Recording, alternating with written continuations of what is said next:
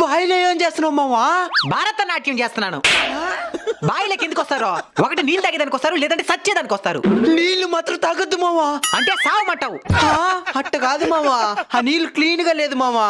ఓ అదే, పైనుండి నీళ్ళు తోసేనాం అనుకో, కింద నుంచి క్లీన్ గా ఉండే వాటర్ పైకి వస్తాయి, దాన్ని తాగొచ్చు. అయితే నాకు కూడా దాహంగా ఉంది మావా. మరి రా తాగదు. వస్తున్నా. ఎవడ్రమ్మా బాయి కాడా? ఈ బాయి ఓనర్ వస్తున్నాడు మావా. వస్తే ఏమంటాడో? మనం నీళ్ళగా తాగుతుండేది, దానికి ఏమంటాడో? ఆయన ఈ బాయిలో చేపలు వదులున్నాడు మావా. మన చేపలు దొంగతనం చేస్తే దానికి వచ్చినాం అనుకుంటాడు. సచ్చినరా ఐడియా.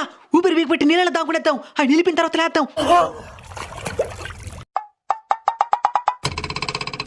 ఎవడు లేదులే, ఉంటే సచ్చునుంటాడు. ఏంద్రా సౌండ్? ఎవరు లేదులే,